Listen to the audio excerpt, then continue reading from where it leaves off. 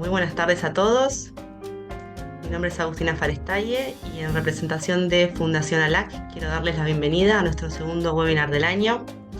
El tema del día de hoy es inteligencia artificial, que es un tema que está muy en auge a nivel internacional, por lo que invitamos a dos profesionales bioquímicos con una larga experiencia en gestión del conocimiento, análisis de datos y machine learning.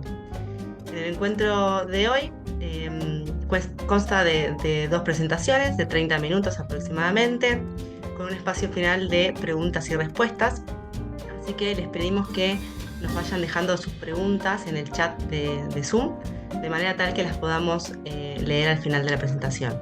También les pido que si tienen alguna consulta técnica, lo escriban por el chat, que Marcelo les va a dar el soporte. Por otro lado, les pido que estén atentos, ya que vamos a estar enviándoles un formulario que deben completar para poder obtener el certificado de asistencia.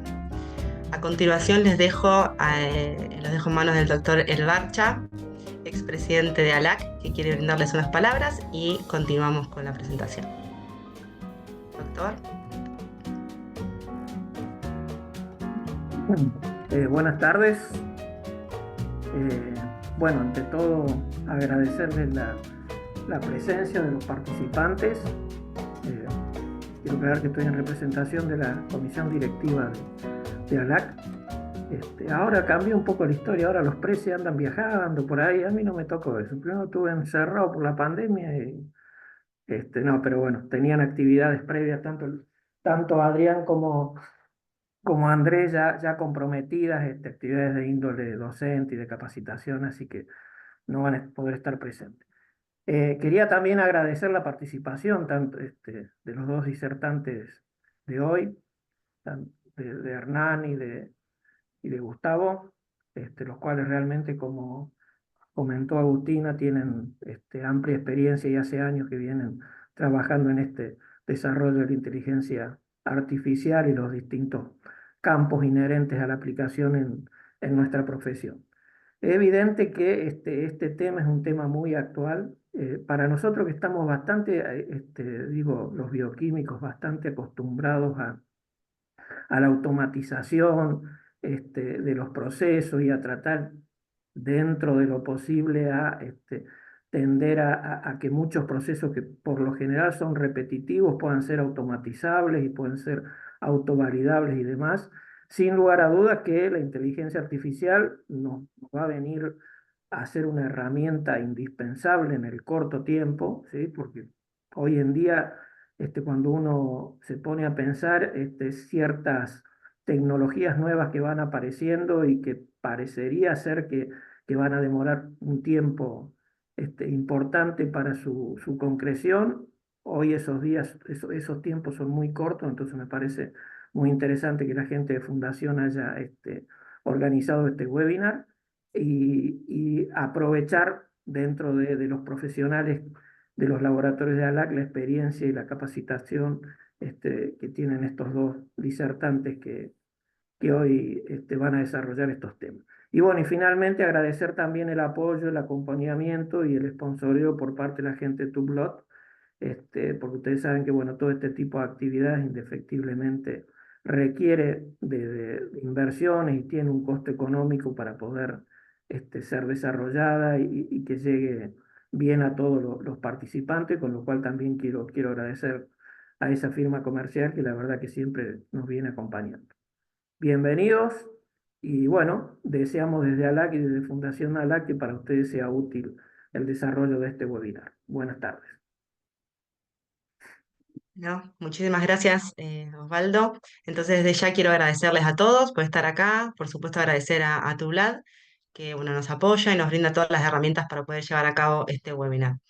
Los invito entonces a ver un breve video mientras esperamos que terminen de ingresar todos los participantes y continuamos.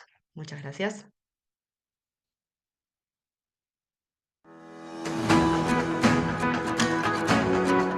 En Tublot somos fabricantes, importadores y distribuidores de insumos biomédicos, llegando a todo el país con la misma calidad, precio y servicio. Argentina, diciembre del 2001. No fue un momento como para empezar con un proyecto. Sin embargo, ahí comenzó la construcción de Two Blood. La fabricación de tubos para extracción de sangre fue la opción. Poco a poco, bueno, fuimos ganando la confianza de los clientes porque empezamos a fabricar un tubo de muy buena calidad. Hizo que los clientes nos vayan acompañando día a día y estos mismos clientes fueron los que nos impulsaron a ir mejorando, ir incorporando nuevas líneas. Empezamos a tomar representaciones de empresas que también nos acompañaron junto con los clientes y bueno, así comenzó la idea de Two Blood. Aprendimos, nos perfeccionamos, nos profesionalizamos y empezamos a crecer entendiendo las necesidades de nuestros amigos clientes. Cuando la economía nos pegó fuertemente de nuevo, optamos la decisión de tomar el riesgo de la importación, donde nos hizo abrir al mundo, conociendo tanto las necesidades nacionales como internacionales para lo que es el rubro de salud. Ya afianzados y con el acompañamiento de nuestros clientes, un día apareció el COVID. Nos puso en alerta y mutamos rápidamente. Iniciamos un nuevo cambio en productos, comercialización, maneras de trabajar y necesidades. Por eso así es que nos hizo crecer mucho en el último tiempo, tanto el COVID como la nueva implementación de líneas propias que pudimos trasladar y afianzar, tanto marca como nombre y servicio. Esta última etapa nos abrió la posibilidad de generar nuevas unidades de negocios que convirtieron a Two Blood en la empresa que habíamos proyectado desde el principio. Una empresa ágil al cambio que el país o el mundo nos imponga. Una empresa innovadora, de vanguardia en nuestra especialidad, de primera elección a la hora de tener que optar por calidad, precio o servicio. Como grupo nos fuimos transformando, pudimos ir creciendo en diferentes aspectos. Consideramos de que para que la empresa pueda crecer, lo que fue creciendo, fue fundamental el crecimiento de cada uno de todos los empleados. Nos pone felices, contentos, el crecimiento de cada uno de todos los que fueron entrando a la empresa, porque nos dan un crecimiento a nosotros como empresa, crecen personalmente ellos y podemos hacer crecer a los laboratorios. Todo este camino no hubiésemos podido transitarlo solamente un padre con 2 hijos. Necesitamos ampliar la familia y así se fueron sumando al proyecto, año tras año, el mejor elemento humano que hizo que nuestro mensaje llegue desde Jujuy hasta Ushuaia, con la misma claridad y servicio que en Cava. Esta gente es la que hizo posible que Two Blood sea reconocido en toda Argentina como una empresa que está innovando permanentemente, que brinda el mejor servicio, calidad y precio que cada cliente necesita. Creemos en el país, pero sobre todo en la gente, haciendo día a día que tu laboratorio sea nuestro compromiso.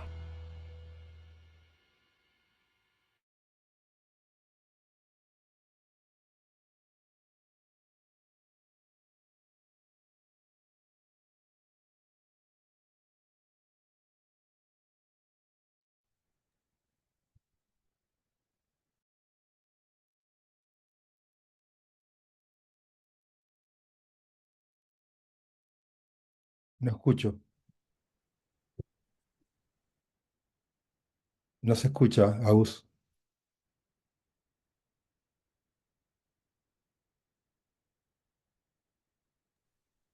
¿Ahora se escucha? Sí. Perdón, estaba muteada. Bueno, muchísimas gracias a Tublat, por supuesto, como para acompañarnos siempre en cada una de nuestras actividades. Y vamos a arrancar entonces con la primera presentación. Se titula Aprovechando la inteligencia artificial para promover el valor del laboratorio en el cuidado de la salud, a cargo del doctor Hernán Farestaye. Él es bioquímico, director del laboratorio Farestaye. En 1998 escribió el libro Interpretación de los datos de laboratorio y en el 2004 el libro digital Interpretación de la información bioquímica. Desde el año 2010 trabaja en un proyecto de gestión de conocimiento bioquímico que se denomina Sabio. Bueno, muchísimas gracias y lo dejo en tus manos. Bueno, gracias. Saludos a todos los que me conocen. A los que no me conocen les aclaro que no estoy tan gordo como en la foto esa. Bueno, más o menos. Creo que no estoy tan gordo, espero que no estar tan gordo como en esa foto. Pero bueno, vamos a comenzar con la charla, que es lo que más interesa. Voy a correr un par de cosas que me aparecen arriba de la pantalla mía y me molestan. Bien.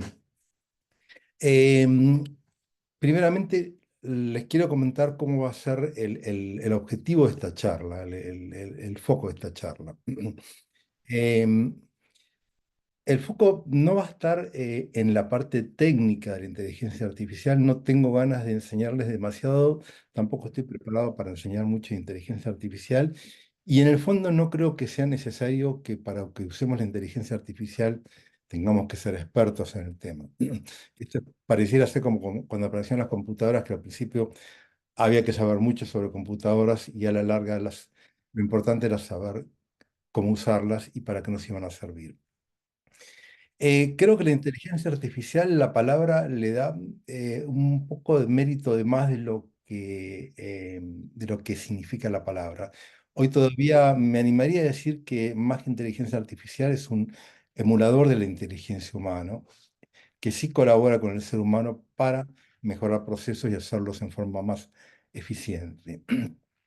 El foco específico de esta presentación lo voy a llevar a cómo la inteligencia artificial nos va a agregar valor en el cuidado de la salud, cómo vamos a ser capaces de utilizar la inteligencia artificial para transformar la información del laboratorio en conocimiento para mejorar las decisiones médicas. O sea que el foco de mi charla va a estar muy apuntando a las decisiones médicas, a cómo nosotros aportamos en el proceso de toma de decisiones médicas.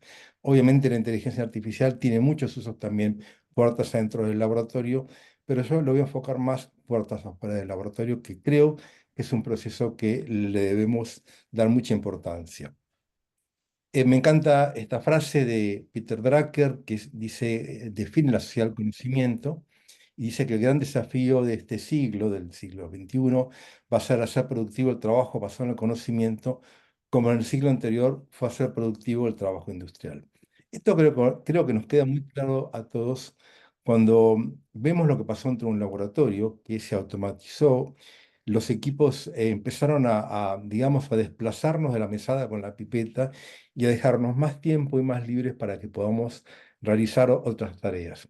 Lejos de quitarnos trabajo, en la sociedad de la información, la sociedad donde se utilizan tecnologías y procesos para producir información, es una etapa que nos dejó mucho más trabajo del que teníamos antes, que hicimos más eficientes procesos productivos y logramos llegar con mayor calidad, mayor exactitud y mayor variedad de análisis.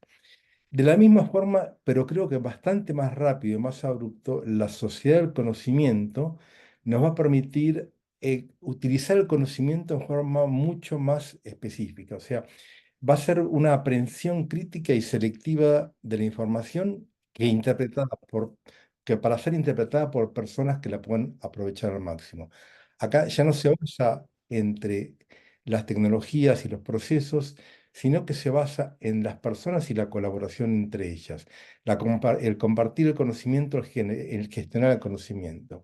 Y para eso va a hacer falta ir hacia una cultura más basada en la transdisciplina, no en la multidisciplina. Hoy la multidisciplina es un poco lo que vemos a veces como pacientes, cuando vamos de un médico a otro, de un especialista a otro, y cada uno nos dice algo distinto, y escuchamos las distintas voces en forma aislada, pero no están interconectadas. El enfoque transdisciplinario es un enfoque donde el equipo de salud está más unificado, más comunicado internamente, y el mensaje que llegamos a los pacientes está más unificado y con una visión más holística.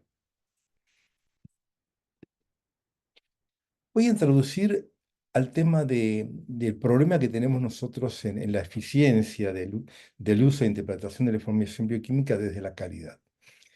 Cuando definimos en forma genérica, la calidad es un conjunto de propiedades inherentes a un servicio que le confieren la capacidad de satisfacer necesidades explícitas e implícitas. Esta es una definición genérica y bien, entonces podemos decir, en esta frase la podemos ver claramente, que las necesidades explícitas son un resultado exacto, tomándolo de esta frase, ¿no? Un resultado exacto del laboratorio será tan bueno solo si lo son la interpretación de su significado y su impacto sobre las decisiones médicas. Evidentemente, nosotros estamos trabajando muy fuertemente sobre las necesidades explícitas de la calidad y poco sobre las necesidades implícitas.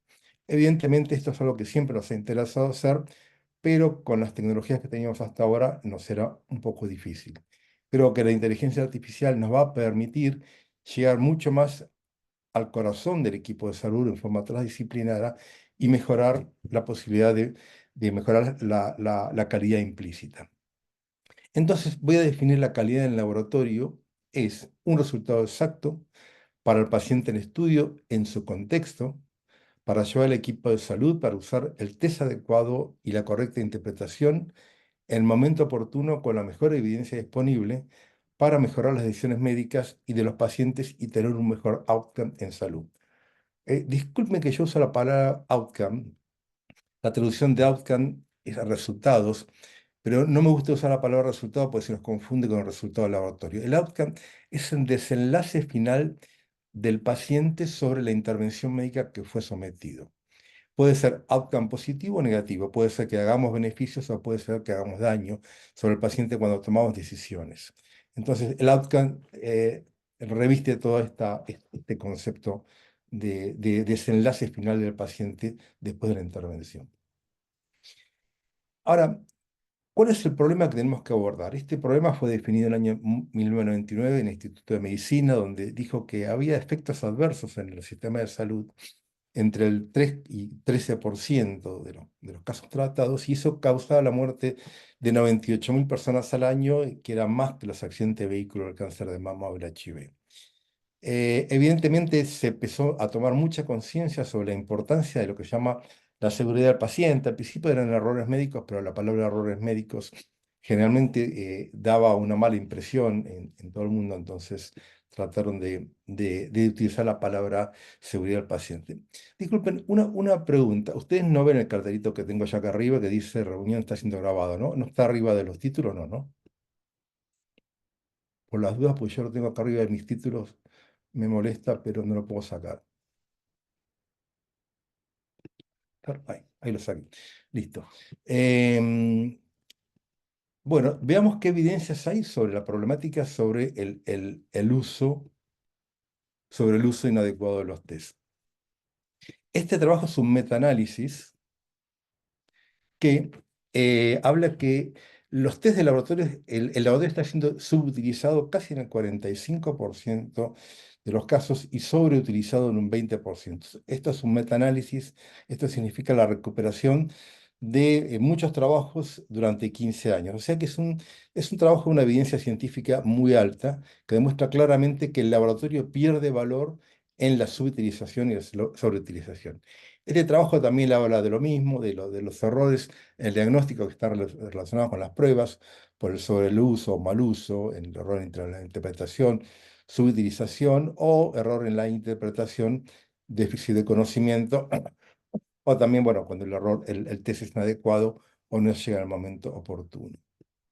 Básicamente este grafiquito lo hago para simplificar un poco lo que le acabo de decir, que es que entre nosotros la información que tenemos al conocimiento, disculpen que dejar algunas palabras en inglés que se me han escapado, pero bueno, este camino en el cual nosotros agregamos valor para que el conocimiento que construyamos, el médico tome decisiones que mejoren los desenlaces o los outcomes de los pacientes, en el medio tenemos una pérdida de valor por subutilización, sobreutilización, mal uso, error en el uso error en la interpretación. Este trabajo de Plevani también muestra cómo la gran parte de los errores del laboratorio están en la fase preanalítica o posanalítica. Acá está el error en el uso, en la interpretación. Y fíjense que nosotros prácticamente el laboratorio está relacionado con decisiones médicas en un 60 o 70%. Con lo cual, si pensamos en la primera diapositiva que le mostré recién, que hablaba de tantas causas de errores médicos, evidentemente el laboratorio está involucrado en estas problemáticas en el uso de interpretación. Si miramos este trabajo es los reclamos por mala praxis. Vemos que la falla en el pedido de pruebas del laboratorio, o sea, errores en el uso o errores en la interpretación del test, están prácticamente las 4 primeras causas de mala praxis de reclamos médicos en Estados Unidos. Ahora, ¿por qué hay tanto problema en el uso de interpretación? Evidentemente es muy difícil poder seguir el ritmo del crecimiento de la bioquímica a la complejidad. Y más aún, el médico tiene, por esta cuestión, tiene preguntas entre un 20 y un 30% en diferentes estudios. Algunos los puede resolver consultándolo rápidamente o con algún colega, pero al médico le quedan casi pendientes entre 2 a 3 preguntas por día, por consultorio. Y no las puede buscar porque o no le alcanza el tiempo, o tiene muchas fuentes de información, o no confía en las fuentes que tiene, o no encuentra la pregunta, o piensa que no entiende. Entonces, aquí tenemos una gran posibilidad de mejorar el impacto del laboratorio si nosotros logramos darle las respuestas exactas en el momento oportuno para que el médico pueda tener mejor capacidad de decisiones médicas. Y este problema está claramente fuera de control. Sabemos que cada día hay más información, es más compleja analizarla. Y bueno, y no existe capacidad humana de absorber todo este conocimiento o de poder aportarlo. Y necesitamos entonces soporte para sistemas de soporte al conocimiento, sistemas que nos den el conocimiento en el momento oportuno.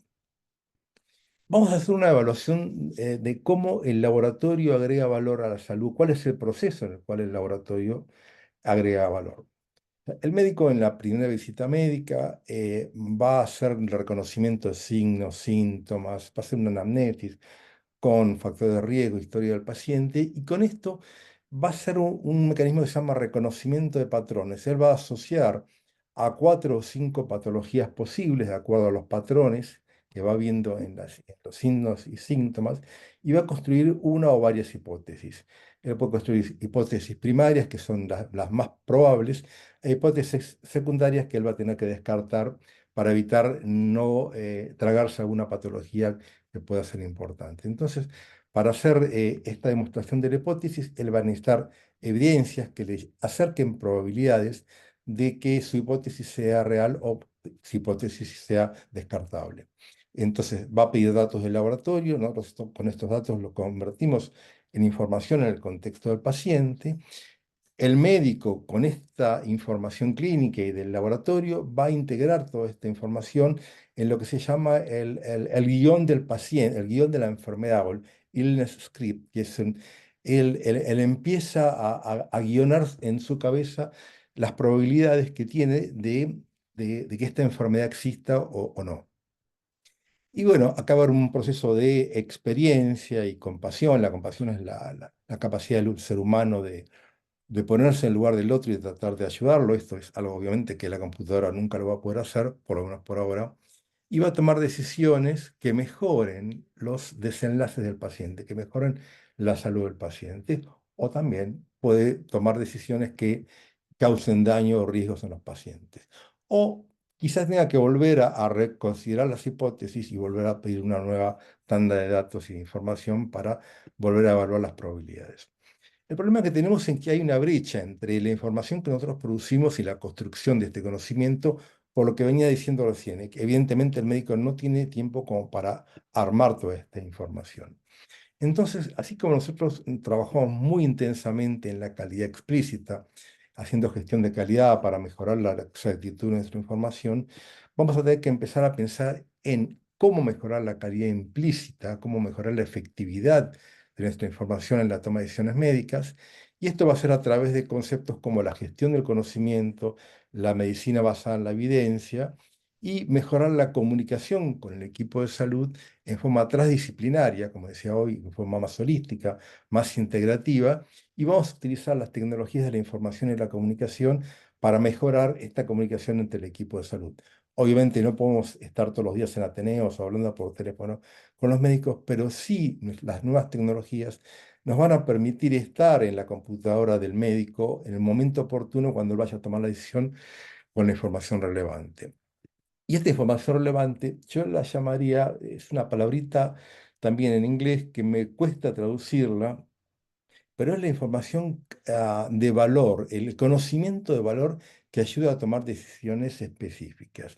Y además, a través de este sistema de tecnologías de la comunicación, también vamos a poder tener feedback de estos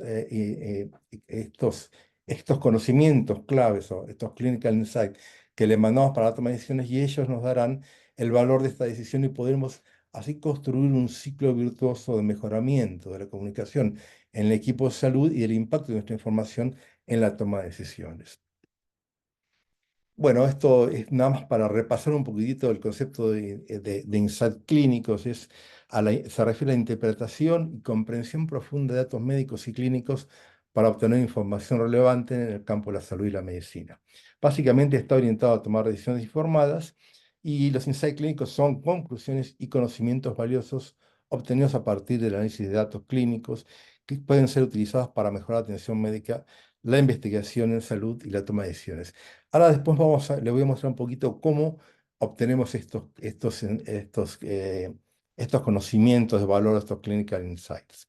Entonces, básicamente las herramientas y conocimientos que vamos a necesitar para mejorar el valor del laboratorio clínico va a tener que ver con el sistema de gestión de conocimiento o Clinical Decision Support, que es la palabra en inglés, la medicina del laboratorio basada en la evidencia, que esto no voy a poder hablar hoy, evidentemente se va un poco del tema, el trabajo transdisciplinario, que era esto que le decía hoy, integrar a los equipos en una visión más holística, el uso de las tecnologías informáticas de comunicación, como las historias clínicas electrónicas, los sistemas de laboratorio o aplicaciones de construcción de conocimiento, la interoperabilidad, el sistema HL7 FIR, que es el que está mundialmente más aceptado. Esto permite a las computadoras comunicarse entre sí y dialogar entre sí con un mínimo esfuerzo del usuario. O sea, las computadoras se van a preguntar datos clínicos entre una y otra para ayudar a guiar a la toma de decisiones sin que nosotros estemos teniendo que cargar toda la información. Ahora le voy a mostrar un ejemplo para entenderlo mejor. El vocabulario estandarizado que nos va a evitar las ambigüedades en la nomenclatura. Ahora también le muestro un ejemplo. Y el uso de la inteligencia artificial. Acá estos dentro del vocabulario estandarizado, ya lo mostré que había dos. El login es específico del laboratorio. El login, por ejemplo, acá le pongo un ejemplo de orina 24 horas, tiene un código específico. Si yo pongo en login orina, glucosa en orina, lo que me va a dar es 112 códigos distintos, y esos códigos van a estar dados por el analito que estamos midiendo, en este caso la glucosa, la concentración, que vamos a medir el tiempo, 24 horas, la muestra, va a ser en orina, la escala cuantitativa, y el método, que bueno, es opcional. En este caso los métodos no varían para la glucosa en la orina, pero existen otros analitos en el cual este método varía. Entonces, nos va a permitir hablar sin problemas de ambigüedad en el entendimiento de los distintos sistemas de cuando estamos hablando de glucosa en la orina, de qué tipo de analito o qué concentración o qué método estamos utilizando. Si miramos el SNOMED también es algo parecido, pero es para terminología médica. Por ejemplo, yo le digo, en este momento le digo proteinuria. Para un médico de proteinuria estamos hablando de una enfermedad renal y para nosotros estamos hablando de un test de laboratorio. Entonces, todos estos sistemas de vocabulario estandarizado tienen lo que se llama las reglas ontológicas, el origen de la palabra, de dónde viene. Si es proteinuria de una enfermedad renal, si viene de una enfermedad renal es proteinuria como enfermedad, y si viene desde un test, vendrá de un test de laboratorio. Entonces, básicamente nosotros vamos definiendo las palabras por su origen y sus características específicas. Eso nos permite que las computadoras se puedan comunicar sin problema. Como dije al principio, por ahí, cuando hablamos de inteligencia artificial, uno se imagina un poquito más lo de ciencia ficción, se imagina los robots independientes haciendo cosas, y hoy por hoy, lejos de eso, lo que tenemos son sistemas que emulan nuestros procesos intelectuales y que no son capaces ni de razonar ni de tener a veces criterios muy específicos ni ser creativos. El otro día en el Congreso Mundial presentaron un trabajo muy interesante donde utilizaban el Machine Learning para hacer un diagnóstico preventivo, un diagnóstico temprano de sepsis. Entonces le cargaron un montón de variables al Machine Learning para que el sistema aprendiera y pudiera hacer los análisis multivariados que son característicos del Machine Learning, y con todas las características decirle cómo eran los procesos de definición y cómo encontrar si ese paciente podían hacer un diagnóstico temprano de sepsis. Y la primera variable, la más relevante, le apareció que era la toma de antibióticos. claro, dicen, ¿cómo? Y uno dice, ¿cómo la toma de antibióticos que sea en el diagnóstico de sepsis? En realidad, esos son los problemas que tienen aún los sistemas de inteligencia artificial. No son inteligentes, sino que emulan nuestros procesos intelectuales. Si nosotros le pusimos como una variable de valor la toma de antibióticos, es una variable que está interfiriendo en un proceso intelectual real, porque, claro, evidentemente todos los pacientes que están con características de tener sepsis ya están cubiertos con antibióticos por las dudas por otras cosas. Entonces, lo que la mayor variable predictiva que le daba al Machine Learning era que el paciente tomara antibióticos para ver si podía tener eh, un proceso de sepsis. Evidentemente, por eso le quiero decir, los sistemas son inteligentes hasta cierto punto, no pueden diferenciar si nosotros le damos mal las variables o la interpretación que tienen que procesar. Evidentemente los sistemas no son capaces de corregir, por lo menos hasta hoy. Le está pasando, me imagino, a veces con los chatbots, que también tienen que empezar a darle instrucciones muy específicas para que los chatbots no digan cualquier tipo de cosa, ¿no? Acá le hice una clasificación muy sencilla para entenderlo rápidamente de qué vamos a hablar cuando hablamos de inteligencia artificial. Vamos a hablar específicamente de la inteligencia artificial estrecha, que es la que usamos hoy, no la general que utiliza todas las inteligencias juntas o la superinteligencia que es esa de la ciencia ficción. Vamos a hablar de esta inteligencia que está basada, por ejemplo, en Machine Learning, donde nosotros los principales métodos que vamos a utilizar son el aprendizaje supervisado o no supervisado, el procesamiento natural del lenguaje, donde vamos a ver que hoy ya lo estamos utilizando para hacer traducción, clasificación de documentos, los chatbots, reconocimiento del habla, la visión artificial, que vamos a utilizar las redes neuronales, o los sistemas expertos, como los sistemas de soporte a la toma de decisiones. Estos últimos son inteligencia basada en el conocimiento. O sea, yo uso el conocimiento humano para entrenar estos sistemas de soporte a la toma de decisiones. ¿Mm? Yo uso la inteligencia basada en datos para entrenar el machine learning. Le enseño a las computadoras a aprender con datos. Y las computadoras, como son capaces de procesar más rápido que nosotros y tomar más datos para procesar, con el tiempo van a ir sacando conclusiones más relevantes de las que podemos sacar nosotros. Pero si nosotros cargamos mal, como le contaba recién, los datos o las variables que le vamos a integrar, las conclusiones que va a sacar un Machine Learning también van a ser erradas. Y después la inteligencia, bueno, el procesamiento natural del lenguaje es inteligencia basada en texto, se basa en la capacidad que tiene una computadora en entender nuestro lenguaje, en poder procesarlo, en poder ver qué significado tiene la palabra en su contexto, analizarla, no ya solamente como una palabra aislada, sino como una palabra en su contexto, e interpretar nuestros textos. Y con esa capacidad puede empezar a hacer inteligencia artificial generativa, o sea, puede tomar distintos textos y generar un nuevo texto. Ese es el chatbot que tiene la capacidad de tomar varias fuentes de conocimiento, varias fuentes de información y generar un texto nuevo y resumirlo. O como también estamos viendo con los dibujos, que son capaces de generar nuevos dibujos que no existen en base a los dibujos preexistentes. Entonces, básicamente tenemos la inteligencia basada en datos, la inteligencia basada en texto, que puede generar nuevos textos, y la inteligencia basada en el conocimiento, que son los sistemas de soporte a la toma de decisiones. Si miramos un poquito cómo comparar el sistema experto con un sistema de Machine Learning, aprendizaje basado en datos, el sistema experto, básicamente lo que nosotros le damos es conocimiento del dominio. Tomamos un experto que tiene instrucciones muy específicas de cómo es, por ejemplo, esa patología para hacer un diagnóstico, y le generamos unos algoritmos de reglas que cuando nosotros le hagamos una pregunta, una entrada, va a ser procesado por todas estas reglas y nos va a dar una respuesta de acuerdo a las instrucciones específicas que el experto o quien tenía el conocimiento la cargó en estas reglas. En cambio, cuando nosotros hablamos de Machine Learning, lo que nosotros estamos haciendo es a un sistema, por ejemplo, que le hemos entrenado, le hemos puesto, por ejemplo, para diagnóstico de enfermedad celíaca, le vamos poniendo un montón de datos sobre enfermedad celíaca, datos que nosotros consideramos relevantes, y entonces le vamos poniendo los pacientes que tienen una enfermedad celíaca, de aquellos que no, y con el tiempo el sistema después le damos una entrada con datos y el sistema nos va a dar las probabilidades de que ese paciente tenga enfermedad celíaca o no. Básicamente estos modelos se entrenan con datos, son algoritmos matemáticos que van aprendiendo y van haciendo o predicciones o clasificaciones.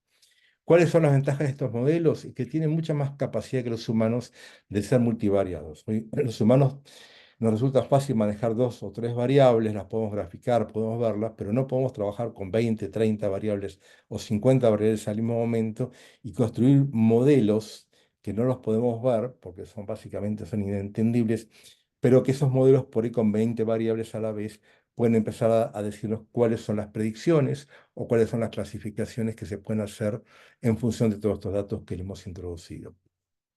Me voy a adentrar un poquitito más en el sistema de soporte a lesiones clínicas, que es un poco la experiencia que yo vengo trabajando hace muchos años, desde el 2004. Este sistema hoy ya ha evolucionado mucho con las nuevas herramientas de la informática y básicamente se basa en que un médico en una historia clínica hace una pregunta, por ejemplo, quiero hacer el diagnóstico de enfermedad celíaca, esto va a ir a un modelo clínico estándar, donde con el vocabulario estandarizado va a entrar una aplicación web de un sistema de soporte a la toma de decisiones y este sistema le va a preguntar al sistema de ejecución de reglas, le va a decir, quiero hacer un diagnóstico de enfermedad celíaca. Este sistema le va a preguntar todas las reglas y todas las instrucciones con el cual ha sido cargado. Este sistema ha sido cargado por una base de conocimientos, se le han cargado las reglas, hay un experto en el sistema de soporte a la toma de decisiones que ha armado todo este sistema de reglas y este sistema de reglas va a decir, bueno, pero yo para hacer un diagnóstico necesito saber la edad del paciente, el sexo, los factores de riesgo, todos aquellos puntos que tengan relevancia para hacer un diagnóstico. Esto va a volver automáticamente a la historia clínica y como yo le decía hoy, con el sistema de interoperabilidad HL7, no hace falta ni que el médico se entere de esto. Automáticamente la historia clínica le va a proveer todos estos datos, va a llegar al sistema de ejecución de reglas, le va a devolver a la historia clínica, a la aplicación, la información y este le va a dar el feedback al médico de la información que necesita en forma automática y sin el desgaste del operador de estar cargando tanta información, que eso es lo que hacía antes fracasar los sistemas, que estaba tanto tiempo cargando reglas, cargando información que al final lo descartaban. Entonces, básicamente, con un sistema de soporte a la toma de decisiones, nosotros vamos a poder darle al equipo médico y a los pacientes, porque acuérdense que la medicina basada en la evidencia incorpora mucho el concepto del paciente dentro de la toma de decisión, con conocimiento e información específica para el paciente en su contexto. El paciente, según su contexto, cambian muchos aspectos en la toma de decisiones. Esta información ya va a estar inteligentemente filtrada, estructurada con patrones sencillos para ser usada en el momento apropiado de la mejor manera posible. O sea que el médico no va a tener que estar buscando mucha información por mucho tiempo, sino que va a disparar un help, un sistema de ayuda, va a entrar a esta aplicación web y rápidamente, con mucha velocidad, capacidad, accesibilidad y exactitud, le va a dar una respuesta concreta, evitando que el médico tenga que proveerse por sí mismo de todo este conocimiento y cargar con algo que ya no lo puede realizar. Le voy a hablar un poquitito de la estructura interna de un sistema de soporte a la toma de decisiones. ¿Cuál es la arquitectura que mantiene en pie un sistema de soporte a la toma de decisiones? Y básicamente es la gestión del conocimiento, la obtención del conocimiento, los clinical insights, estos que le hablaba al principio, y el foco va a estar en la captura y la representación de ese conocimiento de que tiene el experto o los sistemas de medicina basada en la evidencia, las guías de medicina basada en la evidencia, para ser transferido al experto. Básicamente, como le dije al principio, un sistema de soporte a la toma de decisiones es capturar conocimiento del dominio del experto para transferirlo a un no experto. Hoy sabemos que existen muchos médicos que no son expertos en un tema o que están en pequeños lugares, no en grandes centros de diagnóstico y le cuesta mucho acceder a este conocimiento. Entonces, ¿cuáles son los pasos de un sistema de gestión de conocimiento? Básicamente, primero, la identificación de los puntos claves, la captura de estos clinical insights, de estos conocimientos claves para la toma de decisiones y el armado de estas reglas de la heurística médica, la heurística es la capacidad del ser humano de construir conocimiento para tomar decisiones médicas. Este proceso se llama elicitación del conocimiento. Y ese es un proceso clave, difícil, y que yo entiendo que es nuestro foco de aprendizaje para esta nueva era del conocimiento. Estos son los puntos que nosotros tenemos que mejor manejar.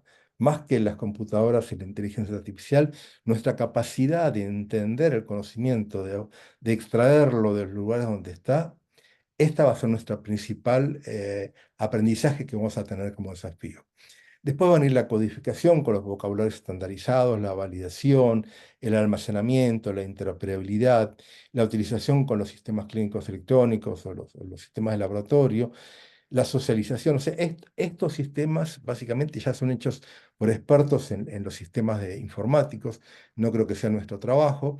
La socialización va a ser más una educación por parte de las instituciones bioquímicas y la mejora continua la vamos a obtener a través de la posibilidad de obtener los feedback del conocimiento colectivo y tratar de armar sistemas de aprendizaje continuo sobre la respuesta o el feedback, como le comentaba hoy. Entonces, como le decía recién, hay como dos personas claves en este juego. Una es el experto en el dominio del conocimiento y otra es el experto en el sistema de gestión de conocimiento, el que sabe obtener el conocimiento y que va a utilizar un sistema que se llama la mayéutica socrática.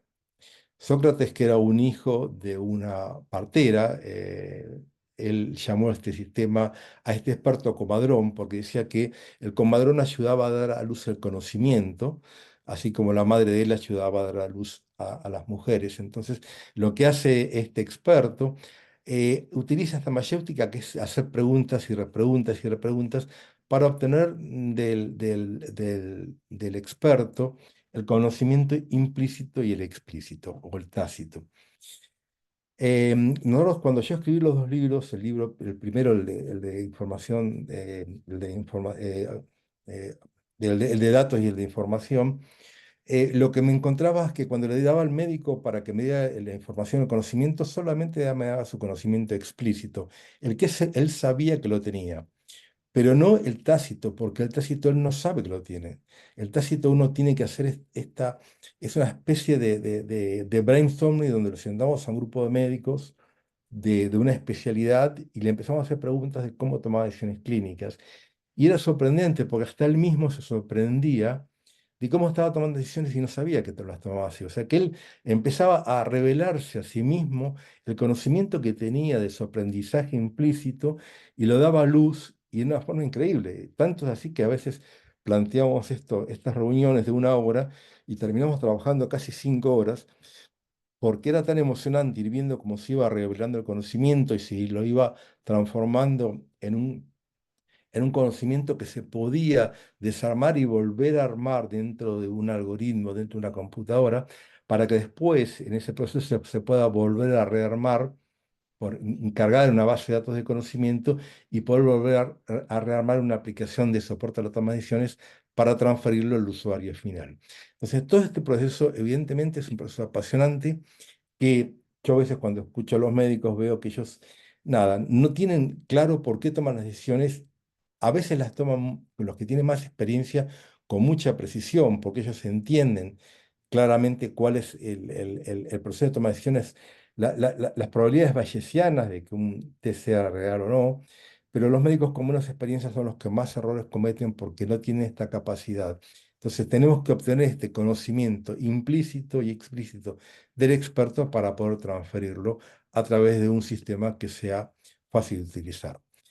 Rápidamente voy a llevarlos por el camino de cómo es la toma de decisiones médicas. El médico en la visita hace la anamnesis con los síntomas y los factores de riesgo, hace el relevamiento, toma los signos en el examen físico y, como decía hoy, desarrolla hipótesis, una o más hipótesis primarias con patologías más prevalentes, más posibles, donde va a necesitar una estrategia confirmatoria, que es una estrategia que se llama de ruling, de confirmación, donde va a necesitar un test de alto valor predictivo para poder confirmar esa estrategia.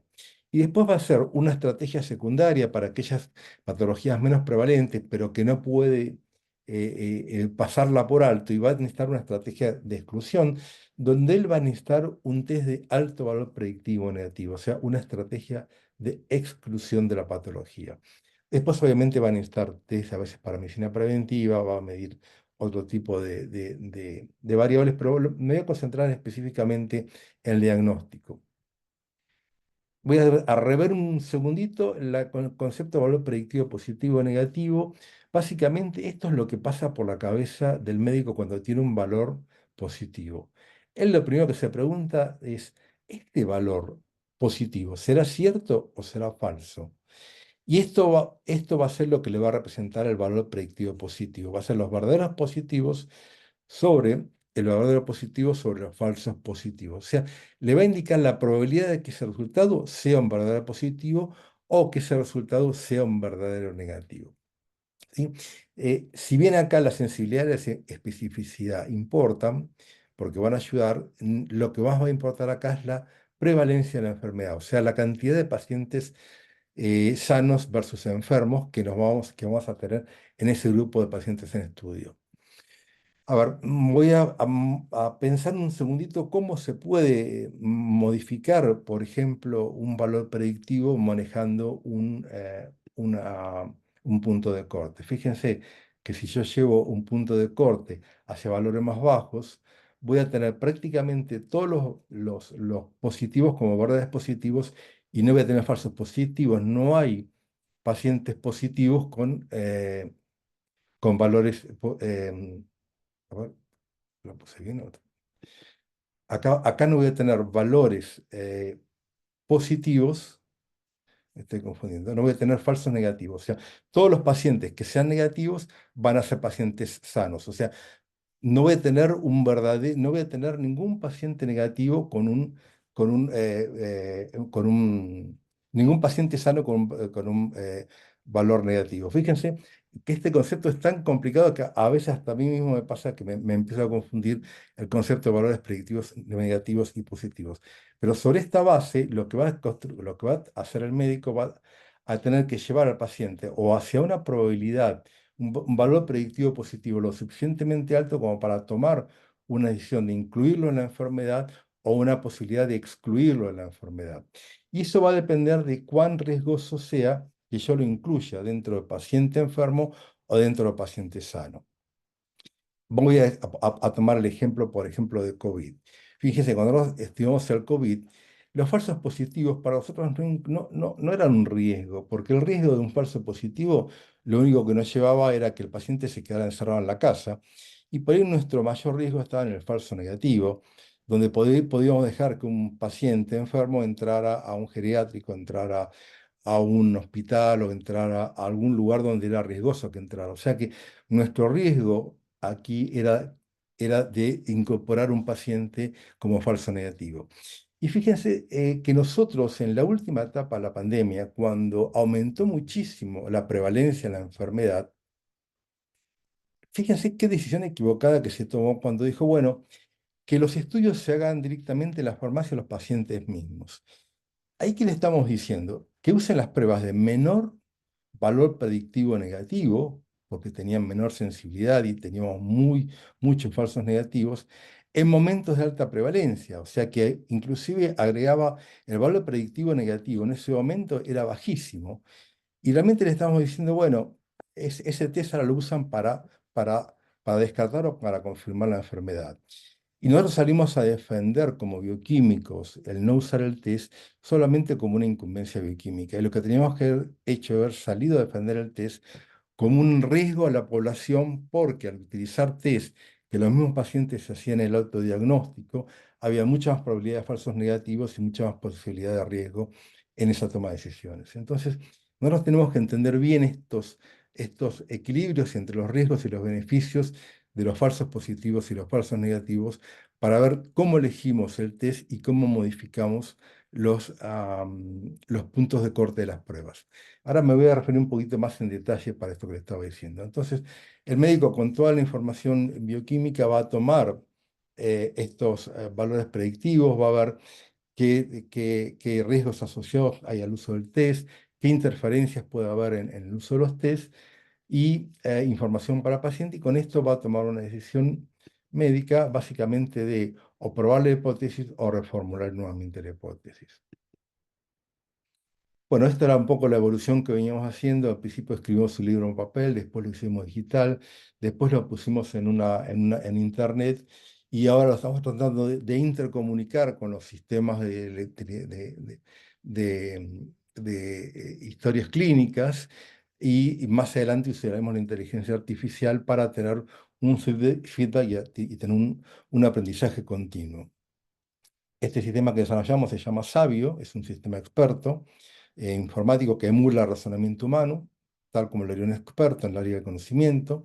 Básicamente está compuesto de la captura del conocimiento, de la licitación, como les decía hoy, em, la base de datos estructurada con todo el vocabulario codificado, el sistema de búsqueda de conocimiento, el sistema de soporte a la toma de decisiones, la interoperabilidad para comunicarse con historias clínicas, la construcción colectiva del conocimiento para poder tener el feedback, la inteligencia artificial para ir aprendiendo y la democratización del conocimiento, que es un concepto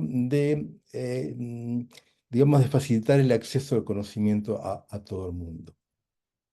Esto rápidamente se lo muestro, es una de las planillas de carga de conocimiento, donde yo digo que la glucemia es útil como screening en la diabetes mellitus, en pacientes con ciertas condiciones, en qué tipo de muestra, qué tipo de método, cuáles son los valores predictivos para cada una de las situaciones clínicas. Y yo le permito ir cargando toda esta información al sistema, tanto la utilidad o como los valores de referencia en distintas poblaciones, con distintos rangos. Eh, con todo esto yo puedo ir cargando mi sistema y dejar en esa base de datos de conocimiento toda esta información. El sistema uno ingresa como médico, como paciente, le pone una etiqueta de lo que quiere buscar. Por ejemplo, ponemos la etiqueta de enfermedad celíaca de laboratorio, me dice cuáles son los principales test. Le voy a preguntar algo de las estadísticas, entonces me dice que para un hombre de 22 años, la prevalencia de la enfermedad es de 251 y el valor predictivo de este test es del 27%. O sea que si me da positivo en esta prevalencia, este test tiene un valor predictivo positivo del 27%. Sí tiene un valor predictivo negativo alto, porque como la prevalencia es bastante alta, es bastante baja, estos test tienen alto valor predictivo.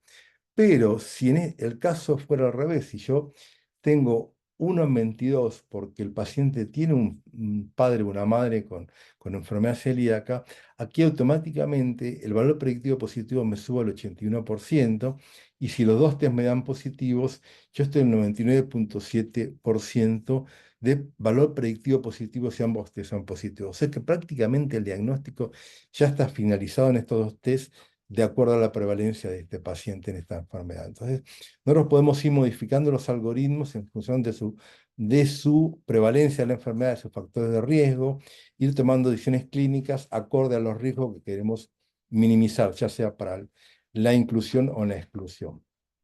Y también puedo utilizar distintos puntos de corte. Esto a veces el médico lo hace intuitivamente. Si el paciente tiene riesgos, que es la probabilidad previa, la inferencia bayesiana, si el paciente tiene riesgos, o sea, tiene probabilidad aumentada y tiene valor aumentado, automáticamente el médico le da un valor predictivo muy alto.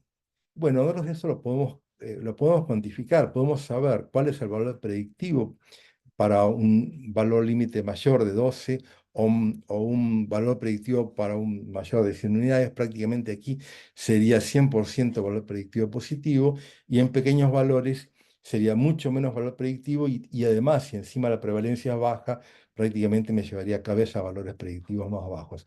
Se dan cuenta que toda esta información es imposible transferirla en un papel si no hay de por medio un sistema computarizado que permita hacer estos cálculos paciente por paciente, específicamente en su contexto, ¿no? Bueno, esto es lo que decía hoy, el hecho de que tener un alto valor predictivo positivo, no hay falsos positivos, no hay pacientes con... de vuelta me encuentro con que tengo una duda acá. Acá tengo los pacientes normales, y acá me estoy equivocando, el gráfico tendría que estar acá. En los pacientes normales no hay valores positivos en pacientes normales, ¿sí? Entonces, si yo lo miro, por ejemplo, en un BNP en sala de emergencias, ¿qué es lo que puedo hacer yo aquí? Yo puedo excluir al paciente de que se quede internado si tiene un valor de menor de 44, o sea, me va a servir con una alta sensibilidad, con un valor de exclusión para excluir al paciente y me va a servir para incluirlo al paciente en la enfermedad si este paciente tiene un valor de más de 149 y en el contexto en el que se ha atendido, por ejemplo, en una sala ya específica de emergencia de insuficiencia cardíaca con paciente con antecedentes cardíacos, automáticamente la prevalencia es muy elevada, el valor tiene un mayor valor predictivo y en el contexto en el que se atiende el paciente, eso lleva a que la prevalencia sea aún más alta. Entonces, todos estos factores influyen, por eso decía, a veces se estudia al paciente, su contexto y con sus valores de riesgo para tomar decisiones clínicas en distintas situaciones de resultados de laboratorio. Eh, bueno, esto era para mostrarle que también cuando se comunican las dos computadoras le puede decir los medicamentos que toma y si el paciente tiene toma un inmunosupresor lo va a advertir sobre falsos negativos. Si el paciente está diagnosticado ya con enfermedad celíaca, le va a decir, bueno, este paciente tiene que estudiarse con la osteoporosis porque es una enfermedad muy prevalente en la enfermedad celíaca, tiene que monitorear otras enfermedades autoinmunes asociadas con la enfermedad celíaca o darle un plan de monitoreo, o todas aquellas actividades que va a hacer un experto una vez que el paciente esté diagnosticado. También podemos utilizar, evaluar qué tipo de muestras queremos utilizar, qué tipo de test podemos utilizar, cuáles son las condiciones preanalíticas del paciente, cuáles son las tomas de muestra. Bueno, todos estos sistemas están cargados por expertos que han trabajado en este tema. Acá la podemos ver la cara de Patricia Gentile, que fue la que desarrolló todo el sistema experto para la enfermedad celíaca. Y generalmente nosotros asociamos un experto, el dueño del conocimiento, de estos test, como así asignamos a un médico como el dueño del conocimiento de los algoritmos de toma de decisión. Básicamente acá está Juan Gulín, que era el médico experto, y Patricia Gentili, y todas las otras información relevante para la toma de decisiones, como advertencias sobre el uso de las tecnologías o información para el paciente. Para ir cerrando, me gustaría hablar de el concepto de democratización del conocimiento, que es la adquisición y difusión de conocimientos entre una parte más amplia de la población, no solamente entre las élites privilegiadas como los grandes centros de salud y los académicos. Hoy tenemos todos claros que el conocimiento está muy concentrado en estos lugares y que a veces no llega a los pequeños lugares porque nos dificulta más acceder al conocimiento. Bueno, estos sistemas informáticos nos van a permitir acceder a estos conocimientos tal cual los puede manejar en un centro de alta complejidad en salud o un lugar académico. Entonces, esto va a cambiar la vida de millones de personas porque va a permitir tener mejores decisiones clínicas en lugares donde la bioquímica no se puede aplicar de la misma forma que en los mejores centros. O sea, básicamente, como conclusión, nuestro desafío va a ser aprender a gestionar el conocimiento y trabajar de manera transdisciplinaria. Tenemos que dotar al equipo de atención médica de información de laboratorio para lograr los mejores desenlaces en los pacientes o los mejores outcomes. En el futuro, el equipo de salud va a tener que estar asistidos por sistemas de inteligencia artificial que provean el más consistente y mejor nivel de evidencia en el cuidado de la salud y ayudarán a los profesionales a adquirir nuevas habilidades, perspectivas e intuición para acelerar los descubrimientos y ampliar el conocimiento humano.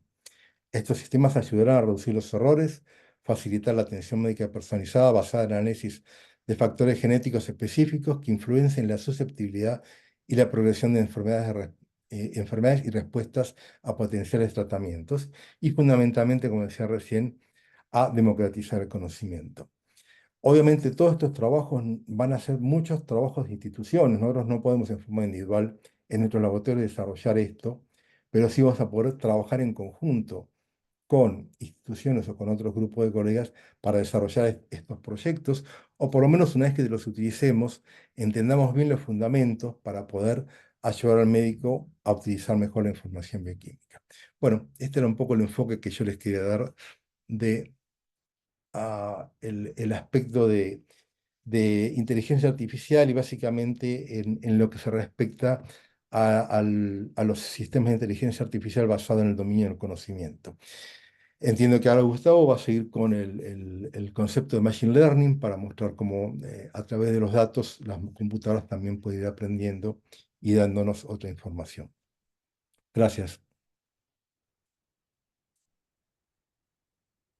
Muchísimas gracias. Bueno, cada vez que escucho esta presentación me emociono. Así que espero que les haya gustado tanto como nosotros. Y seguimos con la próxima presentación.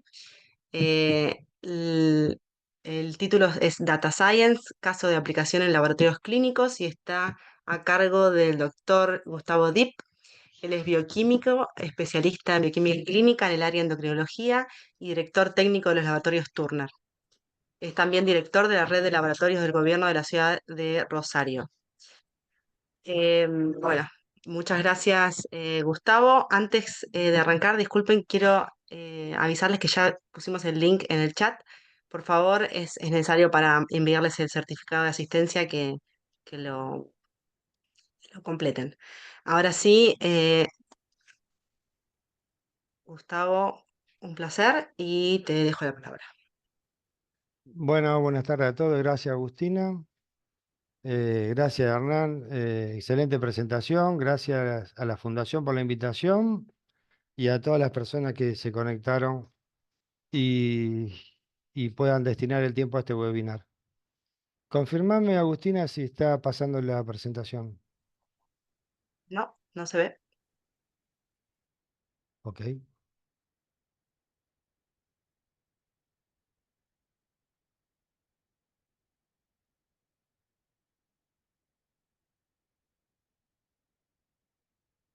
¿Ahora? Perfecto, se ve bárbaro. Ok. Muchas gracias. Bueno, a diferencia de Hernán, que dio mucho pie para esta presentación, y muchas gracias, Hernán, va a ser más técnica y tratar de resumirle cómo aplicamos nosotros y qué nos empujó a aplicar en un campo del laboratorio, en uno de los procesos, el estudio de datos. Para eso tengo que caracterizar el laboratorio en 3, 4, 5 slides para que entiendan por qué nos fuimos para ese lado y por qué le dimos utilidad.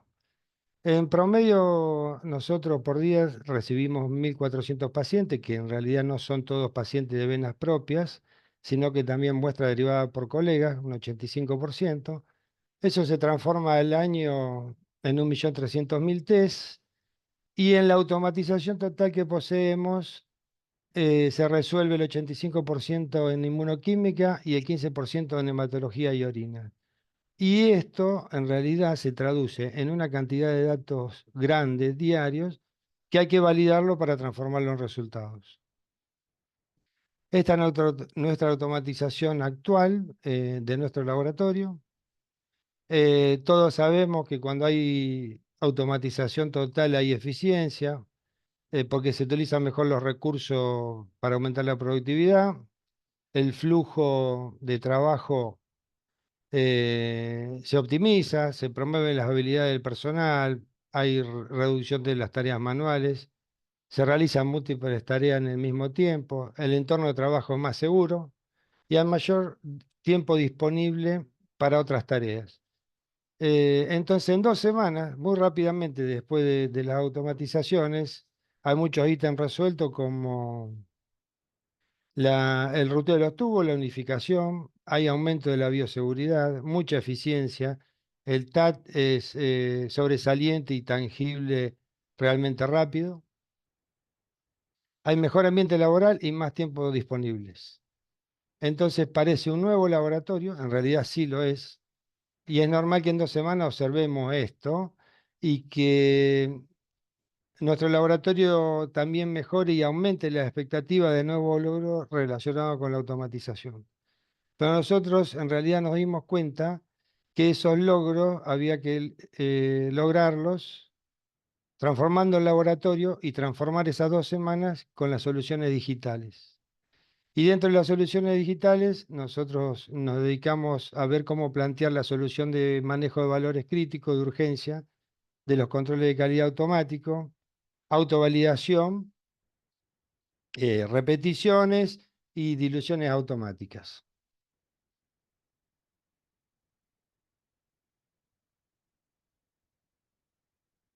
Es decir, usar soluciones digitales para imitar las acciones de los humanos, para realizar diversas tareas.